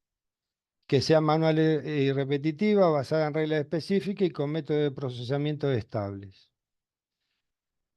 Contamos con dos herramientas para este tipo de solución. Uno es el middleware, que está conectado a todos los instrumentos y es el que maneja los datos y recibe esos datos para luego transformarlo en resultado y producir la validación. Y un manejador de procesos, que es el que nos mide nuestros procesos y nos deja tomar decisiones de acuerdo a eficiencia. Tomamos ese camino en varios procesos del laboratorio, pero hoy nos vamos a dedicar solamente al primero que hemos aplicado los algoritmos de Machine Learning, que es la autovalidación. ¿Por qué llegamos en ese momento a la autovalidación? Cuando en el 2010 nosotros realizamos nuestra primera automatización, empezamos con la validación manual, todos sabemos que es una gran actividad que requiere mucho tiempo, es rutinaria, hay variabilidad intraindividual, una misma persona que está validando resultados no lo hace de la misma manera día tras día en la rutina, ni hablar de los criterios porque hay variabilidad interindividual, aunque todos tengan argumentos válidos y distintas escuelas de aprendizaje, y esto nos lleva a no tener un criterio unificado. Creemos que es robusto, pero después con el tiempo nos damos cuenta que no es tan robusto, así que para nuestro caso, lo que nosotros, el camino que pensábamos que era el mejor, era autovalidar. La mayoría de los middleware o LIS que trabajan con algún sistema de autovalidación, trabajan de alguna manera u otra con un orden de evaluación del dato que llega del instrumento y una severidad, es decir, qué tan severo es o no. Si tomamos un analito sencillo como la glucosa, y en distintas capas podemos poner filtros, que esto lo hacen los software. Un dato, por ejemplo, de 105, no es un dato severo, va a ser el último orden de evaluación y se puede llegar a autovalidar y llegar al LIS. Si un dato es de 450, sí es más severo, tiene otro orden de severidad, lo va a analizar primero y va a quedar retenido en el filtro de pánico, por ejemplo, porque nosotros lo hemos definido así, que si era de menor a 40 o mayor a 400. De otro tipo de datos va a quedar en el filtro de revisión porque indicamos en cualquier tipo de software que maneje los laboratorios para conectar los instrumentos, si configuramos que si es menor a 70 o mayor a 110, quede retenido. Se puede aplicar no solo para la parte de química, sino para la inmunoquímica, uroanálisis, coagulación, hematología, no solo teniendo en cuenta el valor de referencia, sino el control de calidad, como está en cada momento, el antecedente de paciente a través del delta check y las alarmas que nos arrojen el instrumento que pueda llegar a invalidar ese dato y que no se transforme en resultado. Entonces, en el cóctel de producción de resultados, hay muchos resultados que van a pasar de forma segura al LIS y algunos otros retenidos para una revisión manual y una validación por parte de los bioquímicos. La idea siempre es aumentar la calidad y disminuir el trabajo. Es decir, como ya nombró Hernán en la presentación anterior, habría que tratar de transformar y aumentar las ventajas a los software que usamos y hacerlos sistemas expertos, como un programa que se diseña para actuar como lo haría un ser humano experto en un área de conocimiento particular, que en nuestro caso es la bioquímica. Entonces, lo primero que nos pasó es encontrarnos con estos analitos que se podrían validar bien y aplicábamos todas esas reglas que vimos antes, pero cuando formaba parte de un perfil no nos conformaba. Porque, por ejemplo, en un perfil tiroideo, que puede ser uno de los más solicitados en los laboratorios, si la TSH venía un valor normal del instrumento y alguna hormona tiroidea lo acompañaba y también era normal, no había problema. Esos analitos se autovalidaban por separado sin relacionarse entre ellos y no cometíamos errores. Pero podíamos tener TSH alta con hormonas tiroideas normales, que también es posible que pase en algunos casos, pero se podía validar la hormona tiroidea con los criterios que habíamos definido, pero la TSH quedaba retenida y ya era tarde para tratar de volver a repetir o hacer algo más. A la inversa lo mismo, y lo peor, que nunca podríamos validar TSH alta con hormonas tiroideas bajas, que en realidad cualquier bioquímico mirando un antecedente, si no hay problema de control de calidad o alarma de instrumento, validaría ese resultado, porque siempre es un cuadro que cierra, es un hipotiroideo con TSH alta y hormona tiroidea baja. Entonces, empezamos a usar un modelo de aplicación de sin condición de acción que está basado en reglas booleanas, en lógica booleana, que es la que usa la mayoría de software que pueden tener autovalidación, que son conjuntos de reglas basadas en lógica booleana, incluyen uno o múltiples parámetros y nosotros los incluimos como es el control de calidad, el antecedente del paciente a través del delta check y alguna alarma de instrumento. Y nos basamos en la sí condición de acción. Si la TSH está frenada y la T4 libre es alta, mira el control de calidad, el antecedente del paciente y las alarmas del instrumento, y si eso está en condiciones, autovalida. Así que nosotros en el enfoque de autovalidación usamos una validación estándar, como la nativa de los software, con los tests que no forman parte de un perfil y no queremos relacionarlo con otros resultados. Pero usamos una validación inteligente con los tests que forman parte del perfil y relacionamos sus resultados. Si volvemos al caso del perfil tiroideo, todos sabemos, pero lo vamos a recordar, que en este eje de hipotálamo, hipófisis, glándula tiroidea, existe la tiroliberina, que por algún estímulo se libera para producir en la hipófisis la síntesis y liberación de TSH, que a su vez se dirige a la glándula tiroides para producir la síntesis y liberación de hormonas tiroideas, que ellas mismas, por feedback negativo, son capaces de hacer una inhibición de la secreción en hipófisis y en hipotálamo. De hace mucho tiempo se sabe que hay una relación logarítmica lineal inversa en la TSH y T4 libre derivada de esta fisiología de este eje. Entonces, en pacientes con TSH alta y hormona tiroidea baja, se van a cumplir condiciones para que estos pares de datos se muevan en esta zona, los eutiroideos se van a mover en esta, y los hipertiroideos en esta, TSH frenada con T4 libre alta. Nosotros planteamos, a raíz de esta gráfica, unos rangos seguros, los llamamos seguros, ¿qué haría un bioquímico cuando tiene TSH en rango normal con una T4 libre normal? ¿Por qué usamos T4 libre? Porque siempre es la dupla más solicitada para los diagnósticos y sobre todo para el control de tratamiento. Lo mismo hicimos cuando decimos estamos seguros si la TSH está frenada, nuestra hormona tiroidea libre, la T4 libre, tiene que ser mayor a 1,7 y si es al revés se va a mover en este rango. Eso en base al conocimiento que tenemos nosotros. Reprodujimos esa experiencia descrita en la bibliografía haciendo un análisis de 11.000 pacientes y sí vimos que nuestra población tenía el mismo comportamiento cuando hacíamos una regresión lineal inversa logarítmica entre 3CH y T4 libre. Planteamos una matriz porque queríamos relacionar TSH con todas las hormonas tiroideas. Por supuesto que en los pedidos no son iguales, así que un paciente que es muy infrecuente, o casi diría que nunca viene, un pedido de TSH acompañado con toda la hormona tiroidea, un pedido de TSH con tiroidea que le falta T3 libre, otro que le falta T3 y así todas las asociaciones posibles.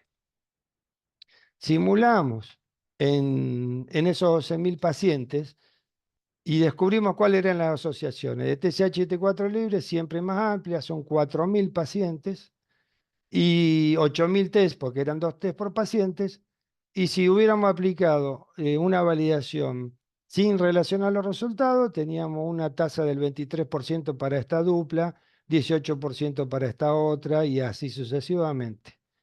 Aplicando este algoritmo de asociación, teníamos una tasa de crecimiento al 48, 47 y 43. Es decir, que podíamos duplicar de manera segura la autovalidación de los resultados, tratar de tener mayor calidad en el dato y menos trabajo.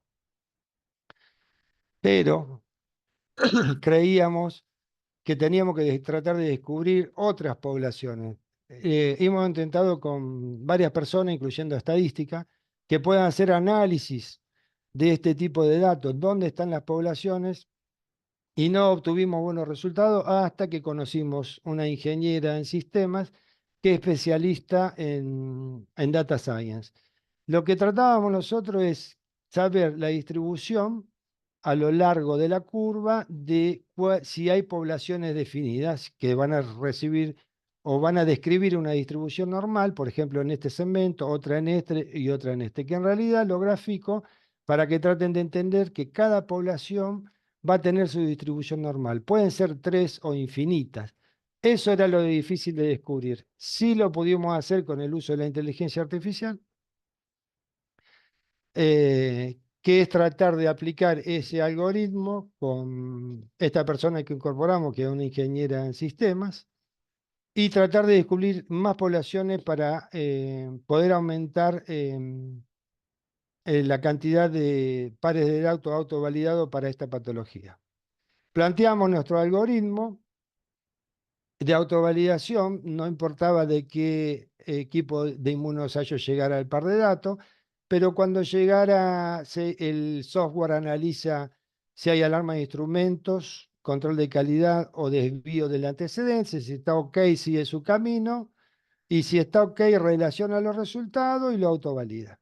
Si en alguno de estos procesos de control hay algo no OK, va a rechazar por distintos caminos y distintas condiciones para dejar el dato por revisión manual.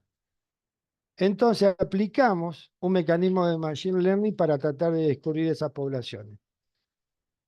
En un resumen, muy resumen, sepan que la ciencia de datos y su disciplina, hay una congruencia, que algo ya nombró Hernán, entre la ciencia de la computación, la estadística de matemática y el conocimiento de la empresa o del negocio, que esto también lo nombró Hernán. O sea, aplicar los datos por sí solos lo que nos lleva es que los algoritmos o máquinas entrenadas tomen malas decisiones. Siempre tiene que haber algo de conocimiento específico en la materia, es decir, que el profesional bioquímico en cuanto a los datos del laboratorio estará presente en el análisis de datos junto con los ingenieros de Machine Learning.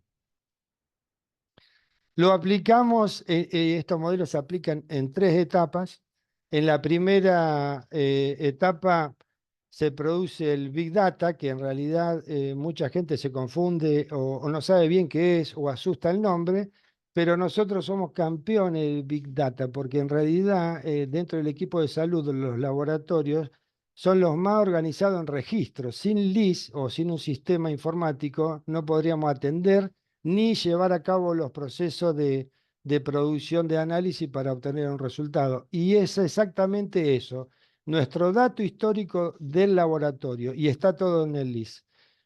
Del LIS se exportan esos datos, nosotros lo hicimos con una columna para el número de pacientes, o sea, el número de orden, el TSH con su resultado, T4 libre con su resultado, el género del paciente y la edad. Se hace un análisis exploratorio de esos datos y un data wrangling, que es la manipulación. Es decir, este paciente tiene un dato nulo, este no sirve porque se aleja. No es mucho lo que se desperdicia, pero se trata de purificar ese Excel donde se exportaron todos los datos y se logra finalmente algo que se llama dataset. Ese dataset es el que entra en la etapa 2, donde se van a correr los algoritmos de aprendizaje automatizado o machine learning. Se eligen de acuerdo a los objetivos que uno necesita cumplir. Se calculan las métricas, se evalúan los resultados. Una vez obtenido todo eso por los expertos en data science, se pasa a la etapa 3, donde se analizan cuáles son los resultados, sacamos las conclusiones. Tratamos de visualizarlo y de hacerlo entendible entre los de Data Science y los dueños del conocimiento de la profesión, y se llevan a cabo los cambios, o por lo menos se proponen. Las herramientas que usamos son todas de software libre, excepto Excel, que es licenciada, pero sí usamos todos estos software y son de distribución gratuita. En la etapa 1 nosotros obtuvimos muchos gráficos, solo le quiero mostrar algún gráfico más representativo, como el pair plot, que nos muestra todas las variables de análisis juntas. Siempre se ve en diagonal, de principal, pueden verse la gráfica de cada variable en forma individual y debajo de forma diagonal. Y los gráficos se leen de a pares, por ejemplo, el sexo, claramente más mujeres que hombres, la distribución de las TSH, bueno, etcétera, etcétera. También vemos el de histograma o el isplot, que no diferencia entre edad y sexo, es toda información. Nos da sobre los pacientes involucrados en esta dupla de pedido de TSH y T4 libre. Las barras naranja indican hombre y las azules mujeres, como siempre en este tipo de patología, es más predominante en mujeres. En la etapa 2, donde se aplican los modelos de aprendizaje automatizado, que también Hernán ya nos nombró algo, existen de dos tipos, el supervisado y el no supervisado. El supervisado es el más conocido y difundido, que se utiliza cuando se poseen datos que han sido clasificados y se desea predecir los resultados a futuro. O sea que es un modelo que vamos a predecir resultados. Dentro del supervisado existen los problemas de clasificación que se usa cuando queremos o deseamos clasificar los resultados en diferentes clases. Un ejemplo práctico fuera de la bioquímica en la vida cotidiana podría ser que para un banco es interesante conocer si un cliente incumplirá con su préstamo o no. El resultado es una variable dicotómica. Sí o no, cumple o no cumple. Los problemas de regresión para el mismo banco está interesado en responder cuánto. Por ejemplo, ¿cuál es la cantidad esperada de incumplimiento? Ya ahí clasifica con un número. En el 80% de los casos este cliente incumple. O los modelos no supervisados, que es lo que usamos nosotros, existen los de problemas de asociación y de clustering. En estos tipos de modelos no supervisados, los datos no fueron clasificados o no se hicieron la clasificación y se desea realizar una segmentación o agrupación. Se van a caracterizar y no tenemos que predecir ningún resultado a futuro. En el modelo de regla de asociación, que es el primero, por ejemplo, la usan los supermercados y puede ser el cliente compró fideo y salsa de tomate. Se hace la pregunta, ¿comprará queso rallado? El que usamos nosotros de clustering, que es de caracterización de datos, si seguimos con el ejemplo del banco, el mismo banco querría tener una segmentación de sus clientes para comprender su comportamiento, tomar decisiones para cada grupo. Por ejemplo, el banco los caracteriza, los estudia y le pasa a marketing cuáles son los clientes que podrían adquirir ciertos productos distintos a los que ya posee. Dependiendo del tamaño del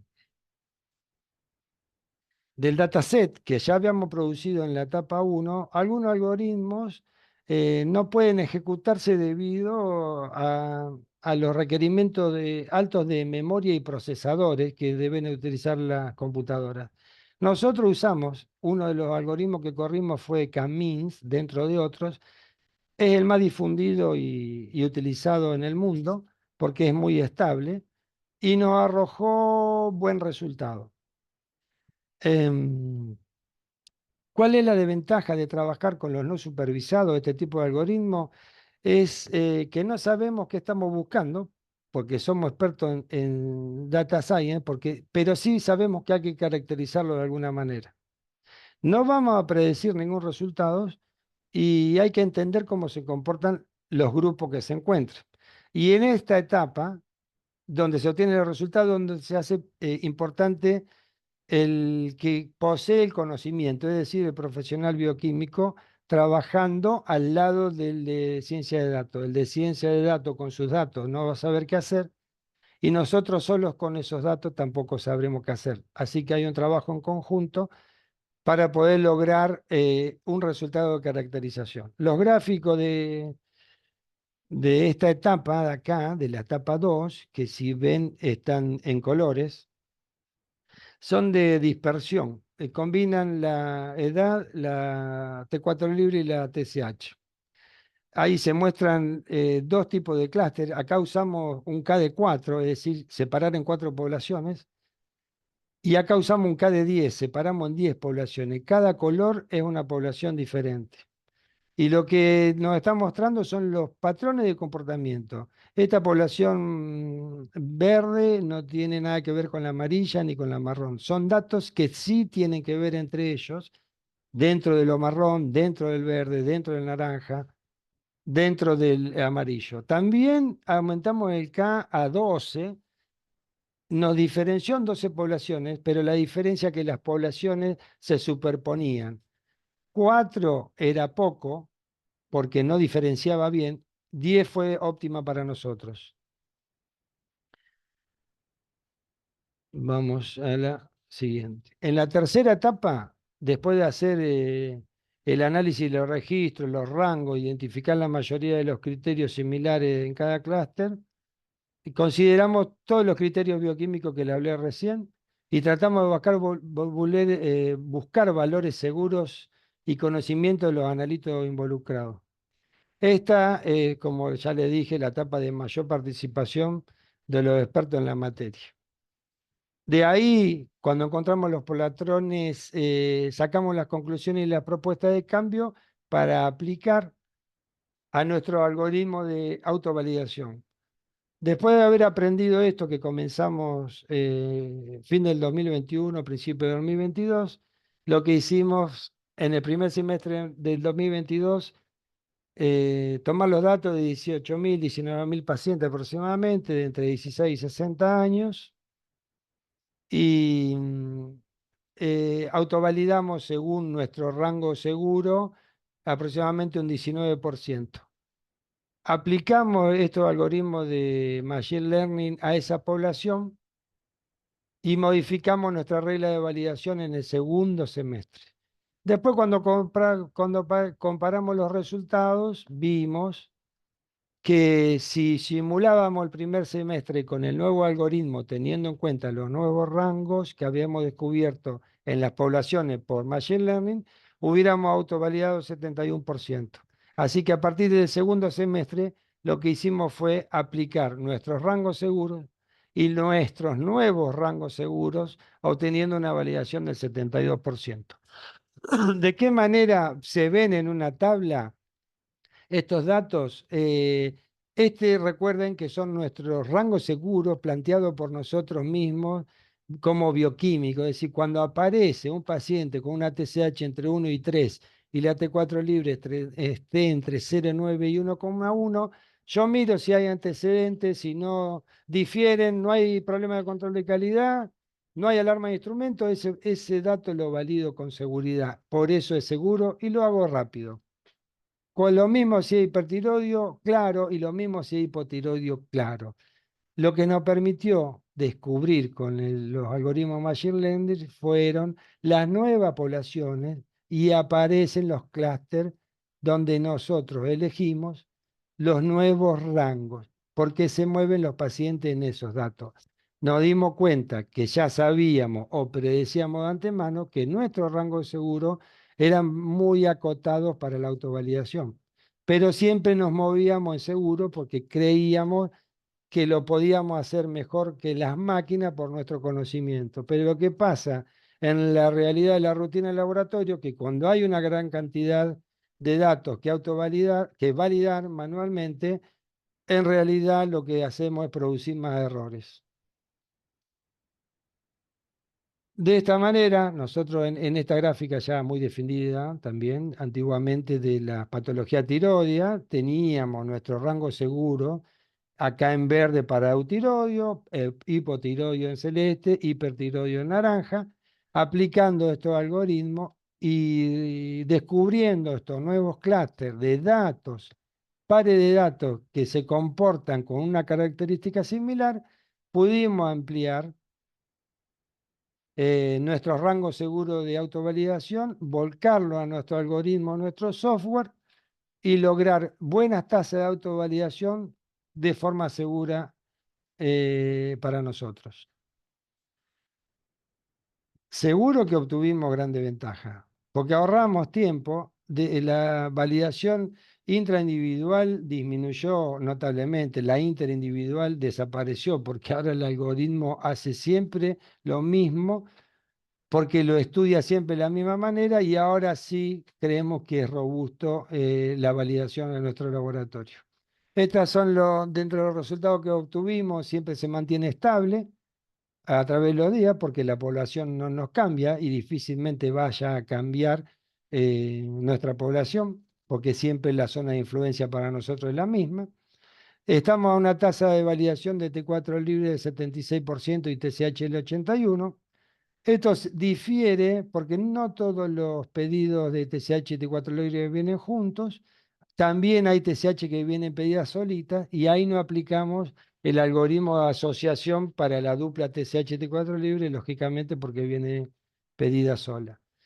No nos detuvimos en ese eje tiroideo como perfil, sino que empezamos a volcar este tipo de estudios para otro tipo de perfiles que nos interesaban, como por ejemplo el hierro con TIBC saturación, el PSA con el PSA libre y la relación, un perfil combinado renal y paratiroideo con calcio, fósforo, magnesio para tomar creatinina, urea y creatinina. Pudimos integrar el sodio, potasio, cloro con los índices de lipemia, ictericia y hemólisis, hormonas esteroides sexuales femeninas, la orina completa, que nos fue muy bien, porque esto también nos saca mucho trabajo, porque son como 23 o 24 analitos que se relacionan y se pueden autovalidar, ni hablar del hemograma, que son 29. Hay una ventaja innegable en consistencia y homogeneidad de los criterios. Hay una facilidad para la disponibilidad de tiempo y atención en aquellos resultados que realmente lo requieren. El bioquímico se va a concentrar en lo que queda retenido en el middleware para validación manual. Se genera valor para la toma de decisiones, mejoramos el control del flujo de trabajo y procesos, la mejora de TAT es enorme, aumenta la calidad, disminuye el trabajo y aumentamos la productividad y creemos que ahorramos dinero. Para terminar, 2 diapositivas que son 2 reflexiones. Bueno, este es un gráfico que ya se conoce, que está reflejando cuáles son las revoluciones industriales en la época moderna, como en 1780 la mecánica, en 1870, casi 100 años después, la eléctrica.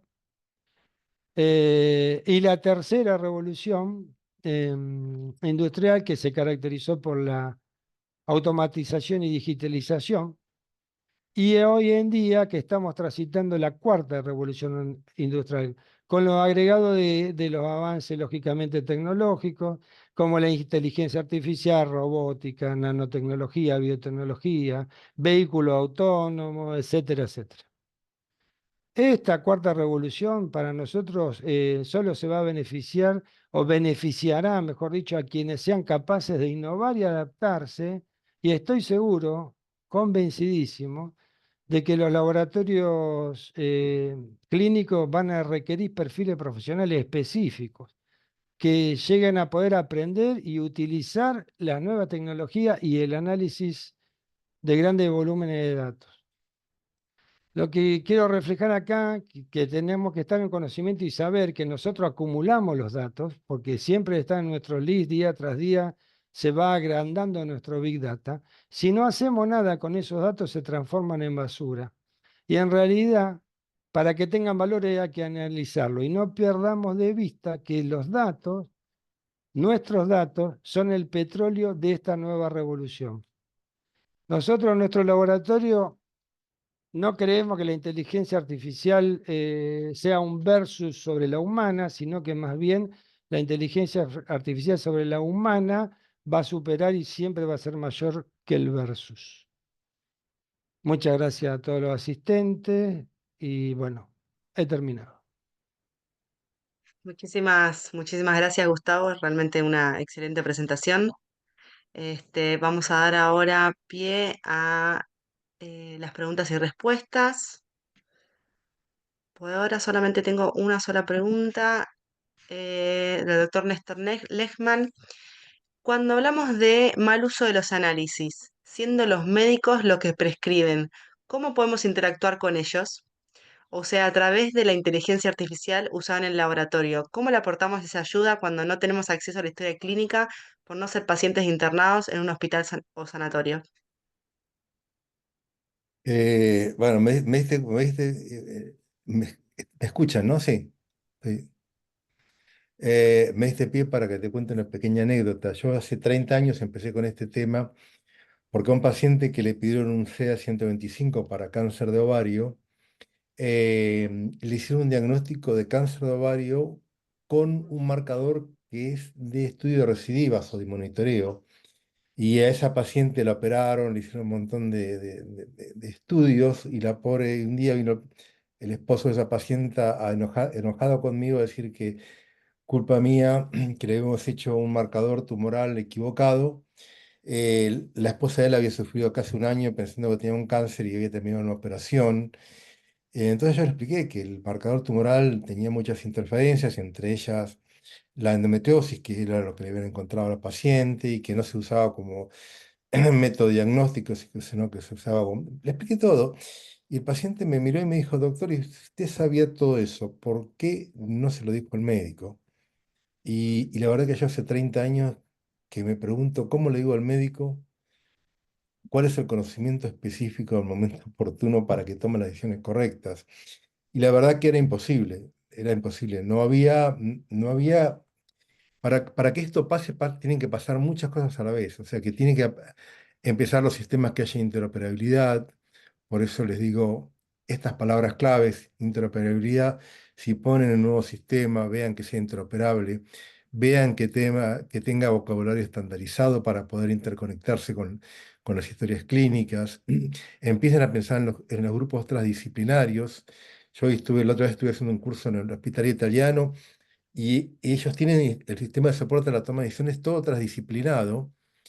Y están todos, está la enfermera, la secretaria, la nutricionista, están todos interconectados, menos el laboratorio. Y le pregunté, dije, ¿y el laboratorio por qué no? Bueno, tomamos nada más que los valores de referencia del laboratorio y los incorporamos en la toma de decisiones. O sea que para nosotros, para el grupo médico, el laboratorio es solamente un dato, no aporta valor en el conocimiento. Entonces, cuando yo doy esta charla, la doy fundamentalmente con la idea de crear conciencia, que tenemos que entender mucho de medicina basada en la evidencia porque nos acerca al pensamiento holístico. La medicina basada en la evidencia arma guías con visión holística, tomando en cuenta las necesidades del paciente, las del médico, las del equipo de salud. Nos ayuda a interpretar el balance entre los beneficios y los riesgos del uso de las metodologías de laboratorio y nos incorpora en ese nuevo pensamiento. Para nosotros es más fisiopatológico, para nosotros es un resultado de una patología y el concepto de tratamiento del paciente involucra muchos más temas que la fisiopatología. Entonces, la integración nuestra es un proceso que tenemos que empezarlo desde la educación, desde las instituciones bioquímicas, desde el estudio de la medicina basada en la evidencia, desde la informática, con empezar adaptando sistemas para interconectarse. O sea, recién ahora podemos empezar a prepararnos para la película que viene y lo que quería transmitirle en esta charla eran estos conceptos de cómo vamos a integrar todos estos elementos. Hoy yo el sistema sabio que lo hicimos no lo pude terminar de armar porque evidentemente no es un sistema para armarlo para un laboratorio solo, es un sistema para armarlo por una institución bioquímica que lidere con muchos especialistas de distintas áreas y se haga un trabajo en conjunto. Este esfuerzo que hicimos con Patricia Gentili, con Juan Gulín, entre 4 o 5 bioquímicos y médicos, es un trabajo titánico para un solo laboratorio y necesita mucho más esfuerzo. Pero bueno, ya las herramientas las vamos teniendo y nos vamos acercando a esas probabilidades. Además, el equipo médico se empieza a abrir. Este nuevo concepto de manejo del conocimiento ya se dice que ya se deja de pensar en la eminencia médica y se empieza a pensar más en la evidencia del equipo de salud. Ya un buen médico, un buen médico es el que tiene un buen liderazgo y que maneja muy bien un equipo de salud, no el que tiene el conocimiento todo en la cabeza. Ya no hay más el concepto de eminencia. Yo creo que acá es el concepto de líder el que logra integrar los equipos y sacar el potencial máximo del conocimiento de cada uno de sus integrantes. Estos sistemas informáticos nos ayudan a integrarlos. Así que es una revolución que se viene. Hoy, mañana no se pueden llevar a su casa nada de esto. Sí se pueden llevar la idea global de cómo viene avanzando y cómo nos podemos empezar a pensar de, bueno, si vamos a comprar un sistema informático, cómo tiene que ser el sistema, si estamos en grupo, acercarnos a los primeros líderes de los grupos que empiezan a transdisciplinarse entre los temas de salud y vas a ver, Néstor, que vas a encontrar mucho interés en integrarse en estos grupos. Pero bueno, por supuesto, todavía hay muchos grupos que creen en la eminencia para tomar decisiones y creen que una eminencia puede tener todo el conocimiento y ya eso no existe, ya no es así. Así que bueno, esa es un poco la respuesta a tu pregunta y el sabio, lamentablemente, no la puedo hacer correr porque la plataforma de aplicación web es bastante costosa bueno, está trabado ahí en búsqueda de financiamiento. Matías Martínez pregunta, ¿cómo se prescribe una patología y sale como outcome? ¿Es una decisión de inteligencia artificial o humana para prescribirse o no? A ver, Bueno, está basado te contesto desde el sistema de soporte a la toma de decisiones, no sé si después Gustavo lo va a contestar sobre el Machine Learning. Desde el sistema de soporte a la toma de decisiones, todo el dominio del conocimiento es un dominio extraído del experto de guías y está armado, codificado y estructurado para que vos, como dije hoy, te hagas una pregunta. ¿Cómo hago un diagnóstico de enfermedad celíaca? Entonces, la otra computadora, la aplicación web, le va a decir, bueno, quiero saber la edad, los factores de riesgo, si toma medicación, todos los factores relevantes que va a utilizar el especialista para tomar una decisión. Con esa información le va a dar una respuesta específica para ese paciente en ese contexto, ¿sí? ¿Por qué hago mucho hincapié en ese contexto? Porque, por ejemplo, si hoy le pidiéramos a Gustavo que nos diera el Machine Learning de él para usarlo en nuestro laboratorio, probablemente lo primero que tenemos que hacer es una validación interna nuestra, a ver si ese sistema se adapta a nuestra población, si se adapta a nuestros métodos. O sea, si no puede haber un sesgo de utilización de una herramienta que le aplicó Gustavo en su contexto, en su población, con sus equipos y no se adapta a otra población. Por eso, todo necesita siempre, como decimos, la interpretación humana atrás. No es solamente tirarlo a una máquina y que la máquina decida, sino después uno debe interpretar. Está bien. Che, quisiera sumarte, Hernán. Coincido con vos sobre el soporte de toma de decisiones. La respuesta a la última pregunta va por ese camino, que en sí ya es muy rica en datos volcados con conocimiento. Y el tema de cómo aplicar en otras poblaciones de laboratorio, sí, podría usar el método, es lo que hay que copiar, qué método se usó y ya está probado. Pero van a tener que correr todos los algoritmos de aprendizaje automatizado a cada población, porque se caracterizan los datos y ahí se descubren los pares de datos para poder ver si son útiles o no para autovalidación.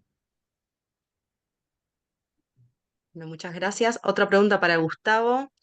¿Cómo ¿Sí? se puede acceder a este tipo de machine learning? ¿Vienen en el mercado o es todo desarrollo del laboratorio Turner lo que mostraste? Sí, ¿De dónde tomar los valores de referencia que comentabas para poder vincularlos a inteligencia artificial? bien. Nosotros empezamos este camino sin darnos cuenta del 2010. Recién logramos darnos cuenta qué hacer en el 2022 cuando conocimos a la ingeniera en sistemas. Sí, hoy hay que buscar eso, pero sí tengo buena noticia, porque en realidad ahora estamos incursionando con los chatbots y ChatGPT viene con muchas promesas que ya empezamos a probar, ya está el 4.0. Y ese ChatGPT que es pago, creemos que no es muy caro porque está alrededor de $20 mensuales, ya interacciona con el usuario y el usuario tiene que lograr hablar con ChatGPT a través de texto, por supuesto, y formar o realizar lo que le llaman prompt, que en realidad es, quiero hacer tal análisis de esta tabla, por ejemplo, de clientes o de trabajo diario o de algo que nos interese caracterizar en el laboratorio. Y entre pregunta y respuesta de que él vaya equivocándose, va a ir aprendiendo porque lo vamos condicionando a eso, porque lo estamos orientando. Y en un momento se logra el prompt, que yo le pueda cargar un archivo Excel que sale de mi base de datos, es decir, le estoy dando el dataset que produzco extrayendo los datos, él haga el análisis y me invita al informe. Eso ya está hoy. Es potente, en el futuro eso va a ser mucho más potente, así que sí está abierto para que todos empecemos a usarlo. Y yo creo, estoy convencido que en un par de años la gente de ChatGPT va a hacer lo mismo con una conexión directa a las bases de datos. No va a hacer falta que lo extraigamos y que lo carguemos a ChatGPT. De acuerdo a los valores, viene del conocimiento, bibliografía, la experiencia de cada laboratorio. Nosotros usamos un valor de TSH normal de 0,5 a 4. Hay otros que pueden usar a 4,5, otros que usan, como en Estados Unidos, a 2,5, que ya se está dejando de usar porque empezaron a sobremedicar pacientes por tener TSH de 3 o 3,2. Pero bueno, son distintas escuelas. En base a esos valores fue que nosotros planteamos rango seguro, pero en realidad después cuando se hacen el análisis de la población es donde realmente vamos a tener los resultados. Uno puede intuir, cuando está validando un perfil tiroideo, que con una T4 libre de 1,4, 1,5, los pacientes tienen TSH normales, sobre todo si se fijan en los insertos de las marcas más difundidas que estamos usando todos, que son Abbott, Roche y Siemens, se van a encontrar que esa T4 libre según el inserto es normal. En Abbott es un poco más baja, en Roche y Siemens es un poco más alta. Cuando hacen el algoritmo y corren esto, nos damos cuenta que un valor de 1,6, que para Siemens y Roche es normal, de T4 libre, el 90% de las TSH están frenadas. O sea, que es normal para una población de T4 libre, pero esos valores normales sacados para T4 libre en la población que ensayó Siemens y Roche no se cruzaron nunca con TSH. Son valores poblacionales de T4 libre. Por eso Abbott creo que declara 1,4 o 1,5, y si leen el inserto van a ver que él busca paciente aparentemente sano, con ecografía y demás, pero además le midieron la TSH. Entonces, de ahí, de los algoritmos Machine Learning, es donde sumamos más clúster. Porque cuando las T4 libres ya pasan el umbral de 1,6, en nuestro caso que usamos Siemens, el 90% está frenada. Entonces ese ya es un nuevo rango para autovalidar y no esperar que sea de 1,9. Muchísimas gracias. Bueno, ya estamos muy cercanos a las 8 del cierre del webinar. Si hay alguna pregunta más, hay alguien que levantar la mano, así le habilitamos el sonido, y si no, damos por terminado este webinar.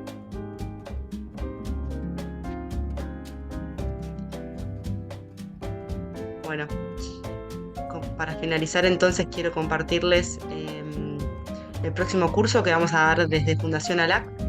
Es un curso destinado a la bioquímica de la glándula tiroides.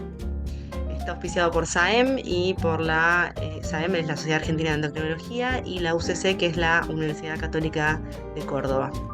Es un curso que consta de 10 encuentros virtuales y sincrónicos, que son los días martes de 18 a 21. Son 42 horas totales, así que les dejamos el link de inscripción por si alguno está interesado. Y bueno, nuevamente muchísimas gracias a todos, gracias por su participación.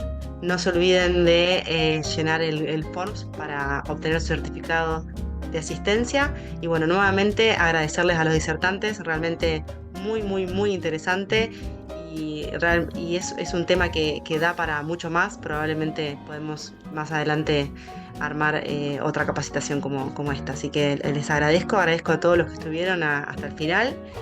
y por supuesto a nuestro auspiciante Tublad, que como siempre nos asesora y nos apoya en todos estos webinars. Así que bueno, muchísimas gracias. De nada. Gracias por la invitación. Chao, hasta luego.